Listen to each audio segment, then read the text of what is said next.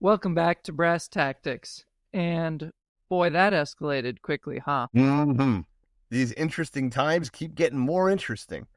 Yeah, it wasn't on my bingo card, but at the same time, I just really wasn't as surprised as I might have been before these last month and a half or so, honestly. So, which setup theory do you most cotton to? The fact that Zelensky was trying to set up Trump, or the fact that Trump was trying to set up Zelensky, or that it was a double cross, and that Zelensky came in trying to set up Trump and was in fact set up? Yeah, so just for the context, excuse me, happy to give my input, but just for the context for our four listeners out there, we're referring to President Zelensky's visit to the Oval Office, nominally to sign the mineral rights and additional U.S. securities deal to secure more funding and support from the U.S. for the war effort in Ukraine. Yeah, but all went sideways in a press meeting in the Oval Office right before that. While we're on the subject, Pete, were press conferences a normal thing to hold in the Oval Office, and I just completely was not keyed into that at any point, or is this No, very much a new thing now? highly unprecedented. This is another thing that went kind of unmentioned, especially such high level diplomatic talks are almost always held behind closed doors, and they're never in the Oval Office, as far as I know. This is definitely this was a Trump thing. This was set up to be very high profile. All right, yeah. So you asked my opinion. I guess my opinion would be that it was a political maneuver that Zelensky was planning that backfired. Yes, I concur with that And because well, that's not he was no given you two. know no you need to take the other tack, otherwise this is going to be a very boring one-dimensional Well, argument no, then tell me debate. tell me what your rationale is, and then I'll tell you why I disagree with it. Sure. So since then we've had President Zelensky going around to in I think they were different EU conferences, press conferences, talking about how he was willing to step down if that guaranteed Ukraine a spot in NATO, because at that point you could force the US to join because it would be an Article 5 deal. And that way the US would have to send its people over, and so that its sons and daughters would be dying the same way their sons and daughters have died. Yep. So that combined with the way Zelensky was behaving on Friday, combined with the fact that he never needed to come to sign the deal at all. Like, I just bought a house and I signed all the paperwork online, right? Congratulations, by the way. Thank you. But you get what I'm saying, right? There was Yep. absolutely no reason that the ambassador couldn't have signed, or he could have signed remotely or whatever.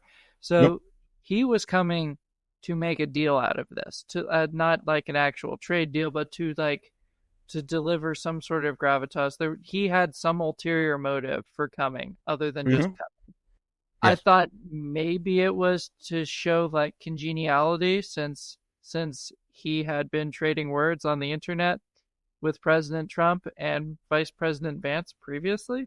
So I thought he was coming for like an olive branch vibe, but based off of how he started rolling into his side of the conversation, it really seemed like he was trying to bypass our executive branch entirely and make a plea direct to the American people, which, you know, we we believe in the First Amendment, so it's like anybody can say anything they want to reasonably, right? Our press is supposed to enable that sort of talk, but when it comes from an external head of state rather than an external like political pundit or just a mass of people online who all feel the same way about something, that becomes like a targeted diplomatic message at the center of your people, at the core of your people. And Keep in mind, by the way, back in September of 2024, I think it was September 26th, right? Zelensky goes to Pennsylvania and campaigns for Kamala Harris, then goes to the White House and makes a joint presser with Kamala Harris, affirming his support for her election campaign. That was only 7 months ago. Right. And so that's the second part why I think Zelensky was doing it, because I think he's got some sort of Napoleon complex going. He's definitely overestimated the influence he wields. Maybe he has Massively. maybe he is that influential in the rest of Europe, but he definitely overestimated how much influence he would wield here. But yeah, so that direct appeal to the American people, that's not diplomacy. Diplomacy is between heads of state. Yeah. I saw a pretty interesting comparison on Twitter that compared him to Citizen Genet back in the 1780s, right? The French ambassador who comes to South Carolina and starts actively rabble-rousing and outfitting American privateers to fight the British on behalf of the French Revolution, and gets called to the White House by Washington and asks, dude, what the heck are you doing in my country right now? And ends Right. up getting deported. When it's heads of states talking, it's diplomacy. When it's the representative of a foreign state talking to a different state's people directly, it's subversion. It is, straight up. And And there's really I no way around that. I think that's what he was attempting when he went in there. And I don't think he anticipated two things. One, I don't think he anticipated just how quick and intelligent and very explicitly well spoken and communicative JD Vance was. Mm-hmm. So I don't and we've seen this before. He's taken down Was it journalists Tim that have. Waltz too? I mean, the vice president debate was a Oh, I shellacking. wasn't even talking about like when he's been But interviewed before. He's shut down interviews that are like, "Hey, are you just going to keep talking over me and tell me why I'm wrong without any substantiatory evidence or make up thing or put words in my mouth? Or are you gonna let me speak?" Like he he did not anticipate JD Vance in that regard, and I hmm also think he didn't anticipate. President Trump's does not need a script. I no, don't know if he just doesn't believe in scripts or he's just been doing his thing his way long enough that he doesn't need a script, and he just doesn't care. yeah, And so he didn't care about Zelensky's feelings, but and then some of the other things like JD Vance Vice President Vance points out, right? Like, you've got Zelensky sitting there sort of sitting back with shoulders forward, arms oh yeah, crossed. That very is an defensive aggress posture. that's an Yeah, aggressive yeah, that is an offensive defensive offensive. Yeah, posture, yeah, right? yeah, my bad. Yeah, Like that is like a counter strike pose. Too, like, yeah, he doesn't even wear a suit. I don't care if suits are not the norm in Ukraine. Like, he wasn't in Ukraine anymore, right? yeah. Like, Well, even in the also the fact that military, he was even in the apparently, military, we have like entire offices full of people that we call protocol that are just sort of like designed to help us not offend other people according to their customs, because you all got to work together. yep, But he's just sitting in there like he owns the Oval Office. So I I think that people who think that it was a staged ambush are, one, undervaluing just how intelligent our president and vice president are in terms of their ability to respond to something, and how flexible, like, their wit. yeah, I think they undervalue how sharp their wit is. And two, why would JD Vance be the one delivering the most prominent takedown of that speech?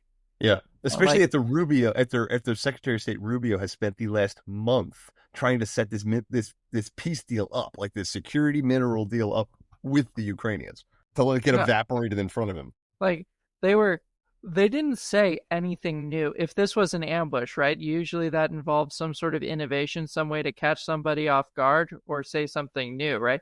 Nothing, Yep. nothing, nothing presented from the quote unquote ambushers was new.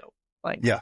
these these these were all previously stated opinions by and large, except maybe the why are you not wearing a suit Well, in the yeah, but that freaking comes White later. House? That comes way later in the interview. Because what's Zelensky do to kind of start the whole thing off? Do you remember? Like, because it starts out kind of normal, right? Because it only takes about what 10 minutes, the Yeah, whole exchange. So what does Zelensky say in the beginning that just sets things off the rails? I don't know. I thought it started going off the rails when President Trump started talking about, for the U.S. was trying to approach this from a mediator status, and hmm it was like, and Zelensky, like, he's got some like personal hatred for Putin. I don't know if I can work with that, hmm because yeah, I mean, like, you want to support democracies, but at the same time, when it becomes a personal grudge match, like, to be fair, that could give some folks pause. Yeah. I thought you were asking rhetorically, so now you have to go back while we're still Now talking and I need figure to out go where it back. started going off on the rails. It started getting really heated when Zelensky started talking about how the U.S. was going to start feeling repercussions Yes, if they that was didn't a support the big war. mistake. That was a Yeah, big mistake when he said that. because I mean, to start condescending to the US about how Europe's inability to play nice with other people in Europe is going to affect the US. That roughly summarizes the past, let's call it 100 years, Hmm. give or take. You had World War One, World War Two, and then the Cold War. All involved shenanigans coming out of Europe that were having an impact on the United States. So, yeah, I mean, probably not the best judge to assess whether or not the U.S. is going to be feeling ramifications from things. Yeah. He also points out, right, that like, well, Russia can't be trusted in like any dealings that it has. And that's fine, but like when you say that to the dudes who are trying to mediate your peace deal, all that's coming across is like, oh well, this whole thing is a waste of time, right? It's like, oh well, it doesn't matter how well you mediate this peace treaty because the Russians are just going to violate it. It was an additional kind of like dose on, again. It's like disrespect. Like, dude, Benjamin Netanyahu, right? For all you want to say about the Israelis, he doesn't act like this when he comes to the White House. Macron, Starmer from the UK, these dudes, nobody acts like this at all. Right. We don't act like this when we go to foreign countries, dude. The sense of sheer entitlement is, I think, what really set the vice president off. And it must have been purposeful. It must have And been some kind of a thing like to try to embarrass the president and vice president in front of the press. it continued too. Like again, he goes over, he starts talking about Europe. NATO needs to find a way to make this an Article 5 issue so that the U.S. has to help them. Like that. That's a deep level of entitlement. Yeah. Oh, And then the absolute worst of it all was then Zelensky saying, like, well, you're gonna feel the ramifications or like the right. influence of this. A country of 60 million on the other side of the planet telling the United States you're going to be feeling the like somehow that the president and vice president don't know that wars have global consequences. Again, just like this condescension, total condescension. It blew up any soft power that he has and any sympathy from the right side of this country. Completely blew it up. I didn't even know that we got anything from Ukraine aside from like it seems like every other shop on Etsy I mean, they making make very nice handmade wooden art. I mean, they're yeah. beautiful, absolutely beautiful. Again, those are mostly from Western Ukraine, obviously. They make good video games. I'll be very upset if Stalker 2 does not get patch support after this war. I'll be very upset. But like, that's niche stuff, dude. We're talking wooden arts and crafts on Etsy and niche first person shooters, post apocalyptic first person shooters here. Now, those are very important exports, but for example, the food that Ukraine produces does not go to the United States, which is its primary export. Same with fertilizer. And I mean President Trump's temperament and mannerisms, which is my polite way of saying he's a little bit rude, a little bit He's blunt and rude. choleric, right? You say choleric, assertive. I mean that doesn't help issues, but on the same time, like he's in the US's house, you Bro, know. dude, Francois Macron, man, the dude's president of France. If the French can keep it together, they literally invented Napoleonic syndrome. If the French can keep it together in the White House and not cause an incident like this, you have no excuses. Vice President Vance tried to warn Zelensky too, like a week before. He's like, "Hey, bad mouthing President Trump on the He internet. You did. think this He, is a good he, way to make President he Trump want did. to They work with you? also they Because it's also not." told him they also apparently told him repeatedly to wear a suit, which he ignored. You know what I mean? So it's like the dude is reaping what he sowed. Absolutely ridiculousness. Also, apparently, by the way, just now, as of the evening of the 3rd of March, President Trump has announced that all military aid to Ukraine has been suspended until, quote, the Ukrainians show a commitment to good faith peace negotiations. So we're getting real world consequences right. That's including all the stuff probably waiting on the trucks at Zhezhou, waiting to go east. Oh, well, it kind of just Wow. sounds like how bad do you want to lose? Yeah, like this could have been very easily avoided. This will probably go down in history as like an amazing example of like a failing of personal diplomacy. Pretty remarkable. I do personally lament, right, that we're here in the 21st century and quote unquote civilized countries like Westphalian countries are still dealing with warfare and territorial conquests. Like, So as my good friend Pat pointed out, shout out to Pat if he ever listens, that like there's this misplaced trust in the West that this if we just incremental change will bring about the change, like the future that we all want, right? This idealized liberalistic future. If we just stay the course and change things super tiny, but the war in Ukraine has really proven the antithesis of that. That actually, no, hard power is what makes changes. And it's not pleasant and it's ugly and it's stark. And that's what the vice president like literally put on his Twitter, I think, yesterday. It's like realism is back, I think is what he wrote. Is this idea that the United States, as currently envisioned by the Trump administration, the post World War II institutions that were counted on by the West to maintain order are not, the United States does not believe are worth the investment that they currently are getting, namely the United Nations and NATO, namely those two institutions. And so what is now the alternative is, well, probably bilateral agreements. Why do we need NATO when we can just have security agreements with the British, the French, the Polish, and the Baltic states, including Finland, right? so, Like, so are you a realist now, Pete? I guess so. Call me converted. What else can you say about this stuff, man? Like Zelensky walks into the Oval Office, starts a fight, and his aide gets pulled. Clearly, right? Like that's and the justification given by the administration is the United States is not seeing a return on investment. How realist is that? Like you Well, really so can't get any more. that sounds like the U.S. is dictating terms from a realist paradigm, Yeah, not that's what I'm saying. necessarily that the world has to work based off of realism. Well, okay then. Oh, sorry, my bad. Let's say that again then. So the United States is making a paradigmatic shift from liberalism openly. By the way, openly. If you look at Vice President Vance's Twitter, he has said this. Realism is back. He has said it's like openly being stated, and I'm sure if Eldridge Cody is or Colby is confirmed, he will sink at this as Undersecretary of Defense. It's this idea that hard power is the real measure of how you can change things, how you can shift things, and that soft power is a weak kind of substitute at best, or a waste of money at worst. Look at the mass Yeah, I cancellation mean, of many programs.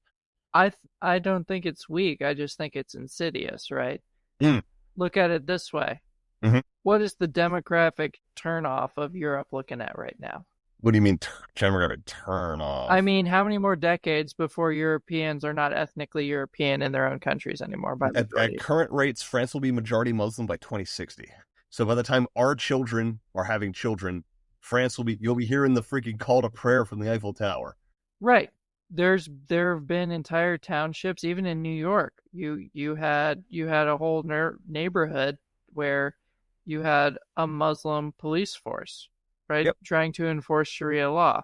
I mean, if you look at Dearborn, Michigan, it's already gone that way. I've seen two interviews come out of Canada where they talked about this, and they're just blatant about it. There's been naturalized Canadians now that said if you guys don't want to live under Sharia law, you should stop letting however many of us come that want to come. Mm-hmm. And so weaponized immigration is probably the most lethal form of soft power we've seen in a while. Yes, but that's not being done. That's being done in a twisted sense, not on the behalf of any Westphalian nation state, but Right. in So of a that's homogenized exactly global what I'm whole. driving at. Like Yeah, there's a different level here that goes beyond just where these national boundaries are. right. Something a little bit more existential. But pulling it back to this realist argument, right? When you talk figures, if you're kind of on the fence about whether or not the US should be a little bit more involved in Ukraine, and I'm not telling you that you're wrong, I'm just going to tell you from a realist perspective, you want to talk quantifiable evidence, right? Yeah. Should the US be the main proponent of Europe? Well, this entire situation of Europe asking America to defend them from Russia in numbers is a community of multiple countries with a population of roughly 742 million is asking a country that is less than half its size to defend all of it from another country which is a third the size of country number two. Yeah, So you yeah. have The Polish prime 742 minister million in literally EU. said this. You have 340 billion in the United States and 140-ish in Russia. Yep. So like the Donald Tusk, the Polish prime minister, literally just said that. He says like Europe lacks the belief that we're actually a global power because we're begging a country smaller than the combined sum of our parts to defend us against a country that we outnumber 5-1. It comes down to a fundamental self-reliance, right? Mm-hmm. Like, I don't even think that's a particularly realist concept. I think well, I guess it is in the sense that it's just pragmatic, right? Like, if you don't want bullies taking your lunch money, you need to be able to defend yourself. Right? And Yep. at this point, this whole situation has arisen from Europe deciding it was too evolved to defend itself. But Russia was clearly not too evolved to get back to Russian Tsarist expansion tendencies. Like the Polish army, once it gets up to its 2030 end force of 350,000 men, would have more men than the Russians have mobilized in Ukraine right now. Because by, I think, ISW estimates, the Russians only have about 250,000 men fighting in Ukraine. Like, it's the idea right now. And this is also, I think the vice president pointed out, the idea that Russia somehow conventionally threatens Europe, but outside of the Baltic states is laughable. It could take Latvia, Lithuania, and Estonia. That's it. Russia's never been able to threaten outside of its borders. Its prime defense of never getting into a land war in Asia, its a vast expanse is a handicap to its offense as much as it's a boon to its defense. That Like, is a good point. The furthest it's ever gotten is the Vistula River. right. It's Like, never really gotten past so Poland. you've got Ukraine and then you've got the Baltics. It's limited in what it can do beyond these things. Yeah, they really they suffer mightily trying to project power. They really do. Right. Or it can try to shift eastward like it did in the early 1900s.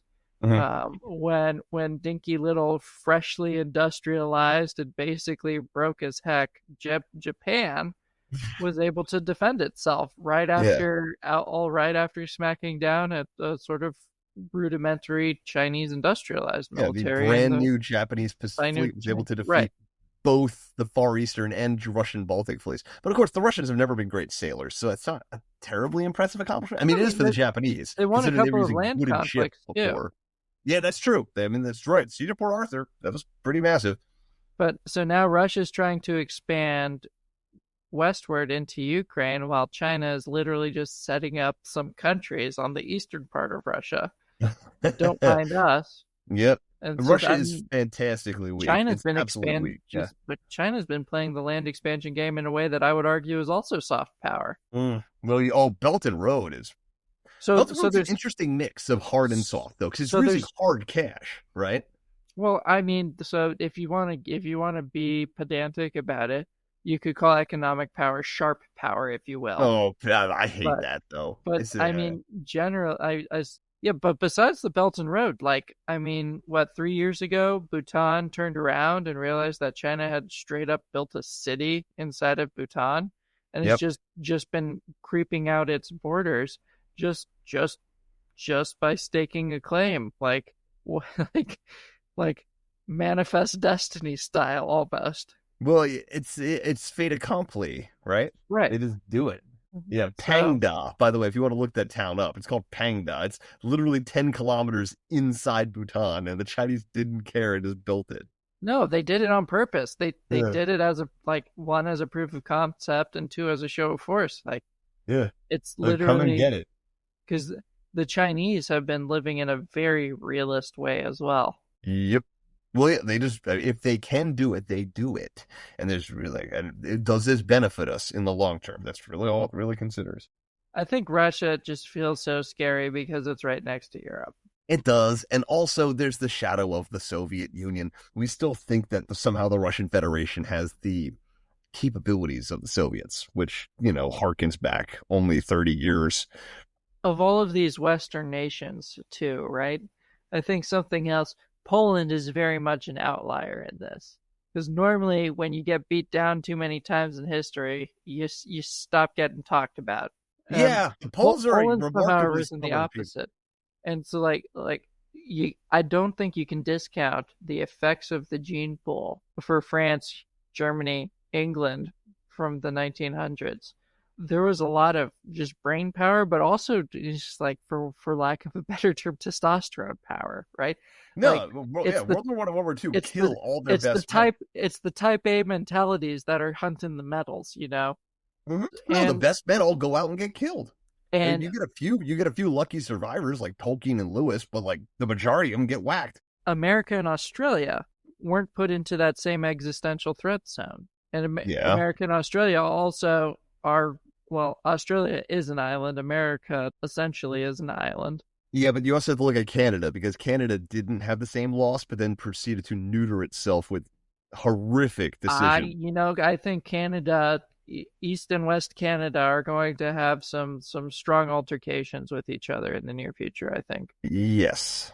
I think because you do see that there as well. But yeah, so Canada is almost an outlier in the opposite direction. But Mhm. you just like the separation breeds or the self-reliance, or maybe not quite a belligerence, but like a firm-footedness and a willingness to speak truth to power Mhm. that is sort of missing. Although I feel like you see this coming back around again. Yeah. I think so. Like, what's something that the administration does need to do though is offer, like, we need to emphasize that, like, if you're working hard and you're kind of like in the club, we're gonna take care of you. So like Japan, Poland especially, you guys obviously take your defense seriously, and therefore because of that, we'll have good faith negotiations, bilateral agreements, and security guarantees, right? But for those who are trying to freeload the Italians, you get the stick. Like, there you go. There's no reason for you to be around here. I really do think it needs to go beyond that. I think I think playing the hard power game is all fun and good, but when you start bifurcating your trade deals with people, that you're compromising your values. And like America has positioned itself as at reclaiming its values as a point of pride with this administration.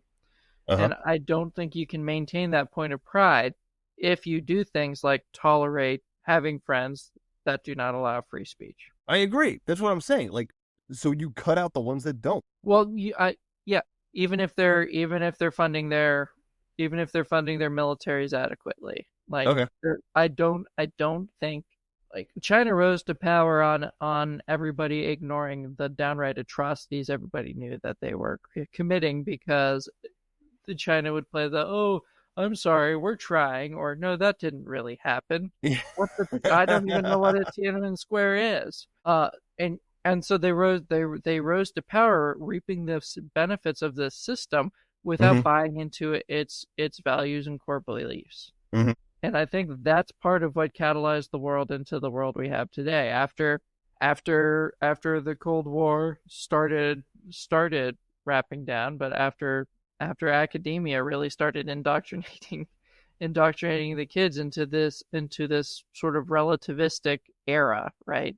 Yeah. Where there was no more core set value system. You start seeing all of these wacky policies and things just keep keep getting worse and worse. It's like photocopying a photocopy. hmm And eventually you just look up and you don't even recognize your friends anymore, like Vice President Vance's whole point of his Munich conference speech was. Yeah. And I think it's important that the United States maintain the moral high ground after saying all of that. And they were going to have to hold that line in order to encourage and potentially have to coerce some of these countries into doing better in order to restore the beliefs and values that are central to actually having a democracy. Because you can't have a democracy and also just let everybody believe whatever they want to, because not everybody believes in democracy. But then that's going to be an overlaying of liberalism on your realism, right? It's on their realism, Pete. As I pointed out at the beginning, I'm still holding the line of I am not a realist. I accept that hard power is extremely influential, but I am not a realist. But also, like, America has always supported tin pot dictators when they support us. Right. No, that was bad. I think that was bad too. I agree, but like sometimes you got to do that. No, I don't think you do. I think you could have just minded your own business. Yeah. kept the It's very pirates off of Jeffersonian. kept right. Like I said, Pete, I'm definitely a libertarian, right? Mm, I think it is possible to live in a world the way you want to without having to actually physically coerce other people into the world that you live in. Because what sometimes, happened? though, if the alternative is communism, the dictator is preferable. How long did communism last? No, I'm just saying. We'll use Pinochet for an example, right? Like, would you rather have Pinochet in charge, throwing a few thousand dudes off helicopters, or would you rather have Chile go full freaking Maoist communist? What happens when you go full freaking Maoist communist? You allow the Monroe Doctrine to get twisted because now the Soviets have an inroad into the Western Hemisphere. That's the whole basis of it. If Right, you're but trying to ensure American how prosperity, long do any of these folks stand as a threat? what, communist countries? I mean, Cuba's still pretty communist. Yeah, but other than that one time where they almost got shipped some nuclear warheads. And we had to stop them because we allowed their popular revolution to Yeah, proceed. so I I think that was a good call because that was clearly an explicit threat against us. But I don't think you need to be proactive in your meddling. All right. Okay. These terrible, terrible governments tend to burn themselves out. Rome was great until it Yeah. started getting terrible, and then it disintegrated. You know what I mean? Yeah, that's fair. That's a fair point. But again, all this is contingent on the fact that America is ultimately self-sufficient and does not need That gives us uh a free country. massive Yeah. the self sufficiency of our geography and where and our physiology of like where we're located on the globe is a great boon in supporting it. The Hmm. fact that in order to be American, you have to you have to take an oath that you are intellectually fully believe that you are an American and you buy into being an American Hmm. is another integral part of this system. Yeah. And so those two things alone are what enables America to have been the America that it was really up until the 1900s, up until its involvement in World War One. Just sort of not actually doing anything other than making sure its neighbors don't pose an imminent threat to it, Right. and making lots of money and letting the rest of the world keep spinning and or burning depending on which part of the world you were looking at. Hmm. I think it's entirely possible to return to that. You can call it isolationist if you want to. I think that's a little bit reductive because it's not like we're going to shut off our internet. We're We're not turning into freaking North Korea with Juche. right. Like I think this new tariff quid pro quo mechanism is a fascinating way of sort of restoring some semblance of normalcy. Yeah. Does the United States still need to tell the world what to do? Because that's another way to look at being the global leadership, right? Hmm. No, I don't think it does. Is China an existential threat to America? I think I think you need to break down the eaches of that, Yeah. honestly. That's a whole Because nother episode, though. yeah, That's a whole nother episode. We got to talk about that. but does the US have an obligation to support Ukraine? No, No. by treaty, it does not. No, by any metric it doesn't. Yeah, yeah, yeah, it does not. It's not like we can be a bastion and promoter and of democracy and liberal ideals without also being responsible for defending the weak. Now, should we defend the weak? Probably, but that also comes down to like we're not obligated to take on every charity case, No, you right? can't. Like Otherwise, you end if up with a mess. like you said, if somebody's pulling their weight and needs further assistance, like that was us all day in World War II when we turned our own Tupperware factories into airplane parts manufacturers. Hmm. Like that's us all day. But is it our job to do the fighting and dying for somebody else? No. If some of the American people feel really strongly about supporting Ukraine, there's plenty of metrics where they can donate money or probably even time or some other capacity in order to support the Ukraine war effort in some Or small way. volunteer and go over yourself. They got a And foreign legion. but that is your right as an individual. That's the beautiful thing about America. But should America be siphoning off tax dollars that are meant to make America work the way America is supposed to work and provide the necessary services that Americans need? I that's that's where you start to lose me because I start turning into Ron Swanson real fast about that sort of Yeah. thing. Yep. So yeah, Friday was wild, but I don't think it was as much of a shock as people thought. I think the most shocking thing, if you go back and rewatch it, because honestly, Pete, the first time I watched it through, I was like, "Dang, look what they did to Zelensky." Yeah.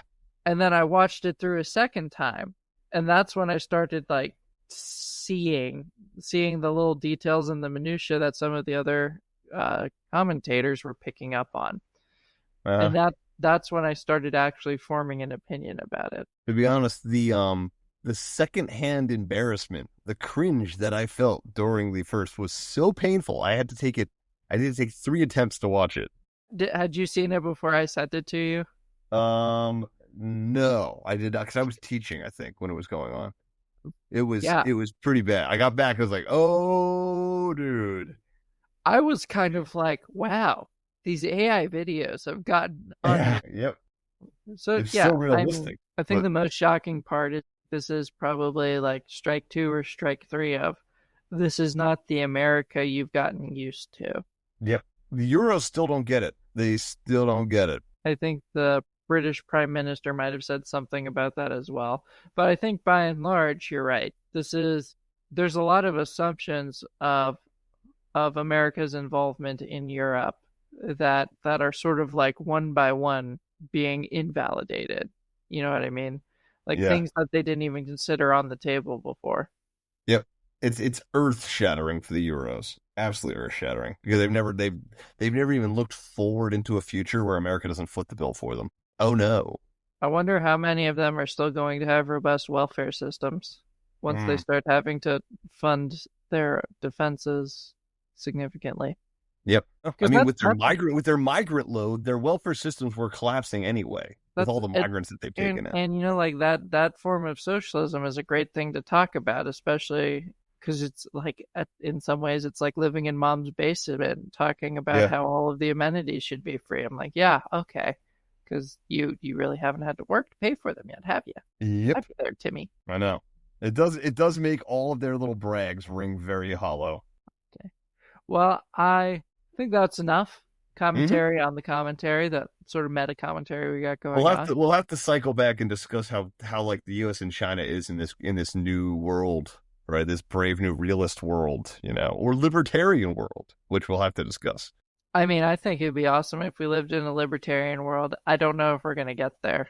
Who's going to police the sea lanes if we live in a libertarian world? What are you going to have, privateers? Police your own dang sea lanes. No, libertarianism believes defense is one of the few things that you actually do pay a government for, though. I see. I've A never said concession to I've reality. A never rare said nothing. concession. I have never said nothing against the size of the U.S. Navy. I've Uh, made fun of the Heck littoral yeah. combat ships, and that's about it.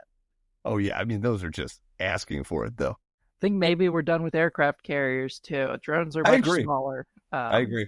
We back to we do it submarines and arsenal ships now. That's what I Oh, think we that's what should be we doing. should do just to spite Matt, is just make the next one talking about the future All U.S. about the Navy Navy, force and he'll just structure. be Yeah. really upset that he missed it. Yeah, dude, he would be very upset. All right. Well, thanks for joining us. Give us a Thanks again. follow, 5-star review. Tell your friends about us. Yeah, We're done. we appreciate it. We really do. We read every letter and every email that we get. Yeah, and I mean, please reach out to us on X if you ever want to just chat or experience the two humans that are behind this podcast, Yeah. which is brought to you free of charge. Bye.